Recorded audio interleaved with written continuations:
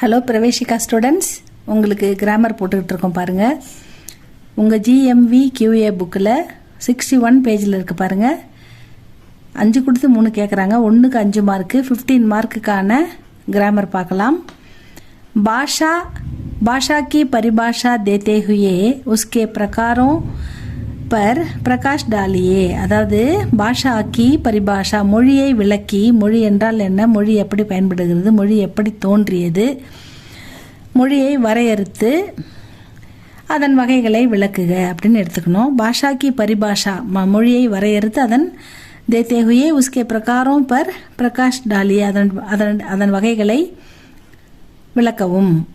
பாஷா வகு சாதன்க, பாஷா ஒரு சாதனம், அது ஒரு சாதனமாக பயன்படுகிறது. எப்படிப்பட்ட சாதனம்னா, ஜிஸ்கே துவாரா, அந்த பாஷானா மொழியின் மூலமாக நாம் மனிதர்கள் அப்பனே பாவோம், நம்முடைய உணர்வுகளையும், அவர் விசாரம் எண்ணங்களையும் கருத்துக்களையும் பிரகட் கர்த்தாக வெளிப்படுத்துகிறோம். எதன் மூலமாக? நமக்கு தெரிந்த நம் மொழியின் மூலமாக வெளிப்படுத்துகிறோம். அவங்களுக்கு தெரிஞ்ச பாஷையில் அதை வெளிப்படுத்துகிறாங்க. அதுதான் பாஷா, மொழி அப்படி என்று அழைக்கப்படுகிறது அப்படின்னு சொல்கிறாங்க. பாஷாக்கே 2 பிரகார்கள், 2 விதம் இருக்குது மொழியில். ஒன்று கத்தித் பாஷா, அடுத்தது லிக்கித் பாஷா. கத்தித்னா பேச்சு மொழி, லிக்கித்னா எழுத்து மொழி. எழுத்து வடிவில் நம்ம படிக்கிறது எழுத்து மொழி, நம்ம வாயால் ஓரலாக பேசுறது பேச்சு மொழி அப்படின்னு சொல்கிறாங்க. கத்தித் பாஷானா என்ன ஸ்டூடெண்ட்ஸ்? ஜோ பாஷா மூ சே போலி ஜாத்திக. மூ அப்படின்னா வாய் மூலமாக வெளிப்படுகிற வார்த்தை, நம் வாயின் மூலமாக பேசுகின்ற மொழி.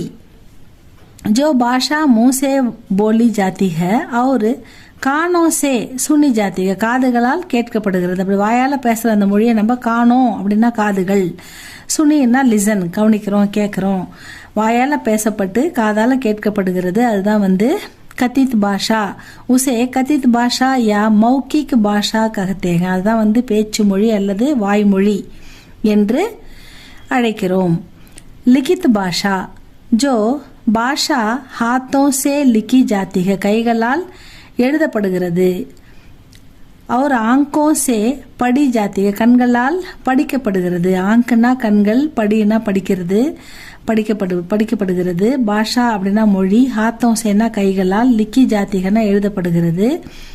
உசே லிக்கித் பாஷா கஹத்தேக, அதுதான் எழுத்து மொழி என்று அழைக்கப்படுகிறது.